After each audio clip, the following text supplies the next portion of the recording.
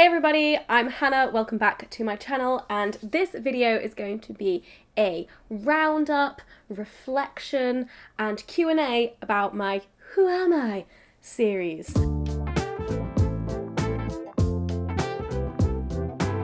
So if you've completely missed it, basically every Friday for the last 7 weeks I've been releasing videos that have been different kinds of personality tests, different quizzes, different ways of getting to know yourself.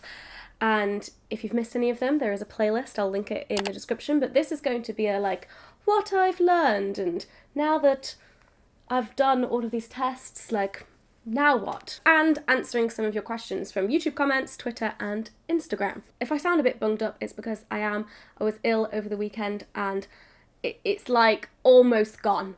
I feel better now, much better, but there's the dregs of it, you know what I mean? So before I dive into your questions, I've just got some bits that I want to share, stuff that I think, because that's what having a YouTube channel is for. So I had filmed all 7 of those videos before the first one got uploaded. So it has been a while since I have done those tests. I think I maybe started filming the series in March, April time, and then finished filming them in May. And it is now August, so I've had some time to reflect and do more quizzes. So the last video I uploaded was the astrology video, which caused some controversy in the comments because, yes, I'm dismissive of it, okay? We get it. I'm skeptical and dismissive, and we did learn in the Big 5 episode of Shannon that I am only somewhat open. I'm not very open, so that might be why. But still, thank you so much for all of your comments. First of all, yes, Libra is an air sign, not a water sign. So thank you for that correction in the comments. Not that I know what that means or what that signifies. The thing that's always confused me is why Aquarius isn't a water sign. It is literally the water symbol. And obviously since that video I have been doing a little bit more reading into astrology, not a huge amount, because what I have discovered is that I have very much touched the tip of the iceberg, and there is so much, there's so many different things going on with your birth chart and astrology and stuff, and I assume that once you kind of dive into it in much more detail, then maybe for me it would actually start to, I don't know, make a bit more sense to me and I'd be able to relate to stuff a bit more from it. But I also don't have the desire to dive that deep into it and to spend time on that. However, one thing that I have looked into a little bit more is Virgo, because my moon is in Virgo, and Virgo I relate to because every time I read anything about Aquarius or Pisces, which is what I'm on the cusp of, I don't relate. There is not a lot that I relate to in those two signs, but Virgo I relate to, and because that's in my moon, which is apparently my emotions and what's on the inside, apparently it does make a lot of sense if you relate to your moon sign more than your sun sign. So there's a little thing for you people who are into astrology, I can get on board with that. My Virgo moon. We need to talk about the colour code because, oh boy, nothing has been resolved. I'm still so confused as to what my primary and secondary colours are. Even after I posted the video and showed Stevie the results that I got when my parents took the test for me, she was like, I still think you're a blue. And then the person who runs that colour code Twitter account that Stevie was talking about also weighed in and was just like, you're a blue. And I'm so confused because I don't relate to blue at all. Red and yellow are the ones that I relate to the most, and so I was looking into the difference between a primary red, secondary yellow, secondary red.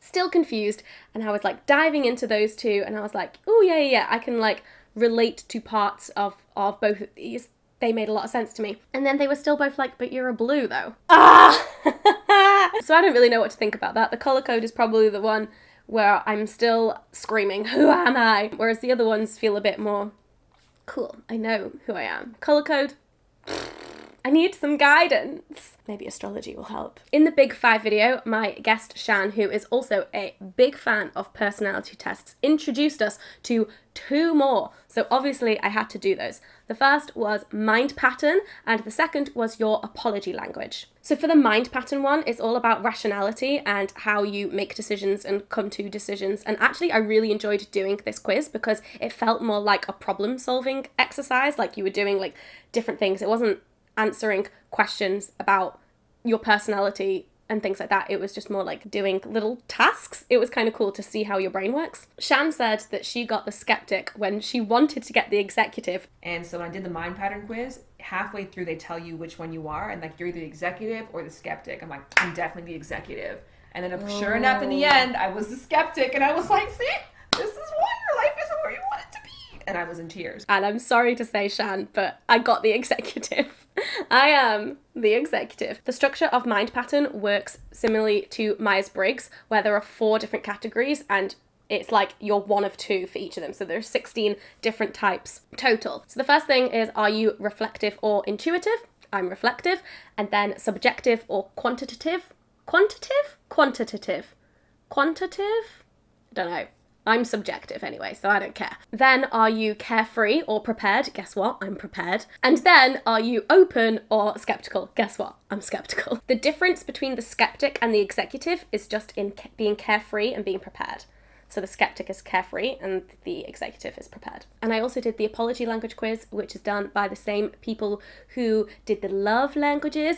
And turns out my apology language is expressing regret, shortly followed by make restitution. So I just need people to be like, I'm so sorry, and then make it up to me. And now onto the Q&A part of the video. You guys are curious about some things. Many of you asked, which test did I think was the most accurate for me? What did I relate to the most? And I think it's a toss-up between Myers-Briggs and Enneagram, although both of those things I relate to in terms of completely different aspects of my personality. Like the number 7, I don't feel like relates to ENFJ at all. So I think they're both talking to different aspects of my personality because I don't see a crossover with the 2 of them, which is why I can't pick between them. Maybe Myers-Briggs, just because it was my first love when it came to personality tests. And then another thing that a lot of you wanted to know was, what have I learned? Is there anything that I'm going to do differently? Did anything surprise me?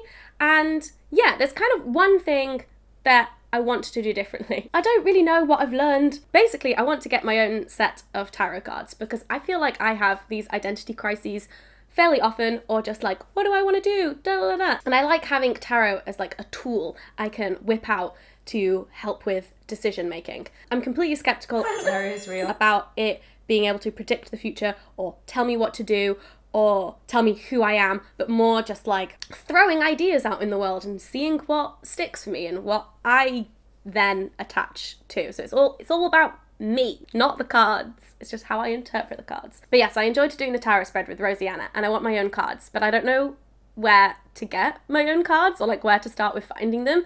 Any tips and help, please let me know. Okay, on to some more specific questions. Ranking of all the tests. Okay, so I'm going to exclude 23andMe and tarot just because neither of those 2 are personality tests. So I'm only going to rank the things that are kind of like about your personality and things like that. Okay, so this is how I would rank them personally for me. Number 1, Myers-Briggs. Number 2, Enneagram. Number 3, Big Five. Number 4, color code, but only because it doesn't make any sense to me, and because you have to answer questions as a child and I can't remember, and that is annoying to me. But other than that, I do like it. I wish I liked the color code. I wish it fitted me somehow. And then number 5, astrology, obviously. Like, obviously I was going to put it last. Sorry, not sorry. Do you think you connect more with your Hogwarts house more than any of the personality tests you've done? Yes. I definitely think I connect with Hufflepuff more than anything.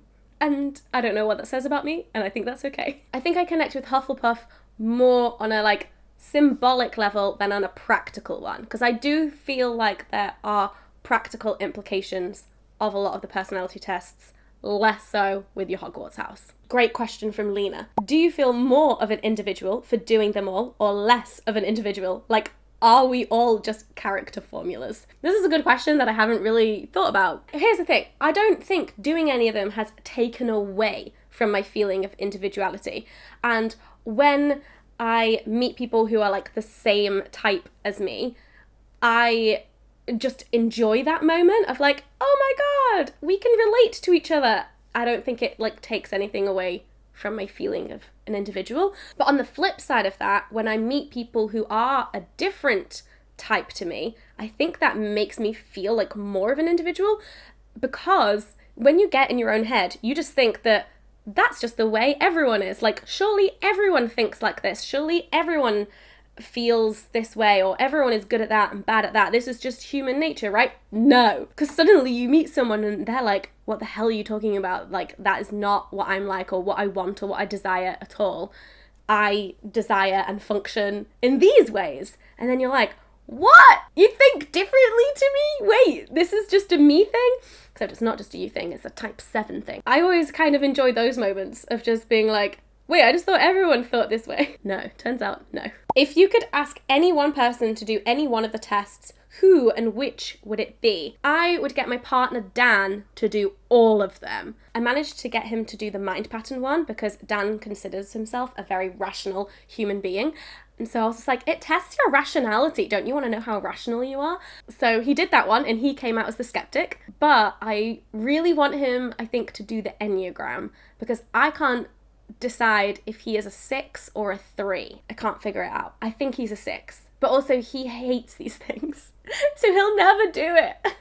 So frustrating. Why do you think people are so interested in these tests? Are we just obsessed with ourselves? Yes, I think to an extent we are obsessed with ourselves, and I think that is okay.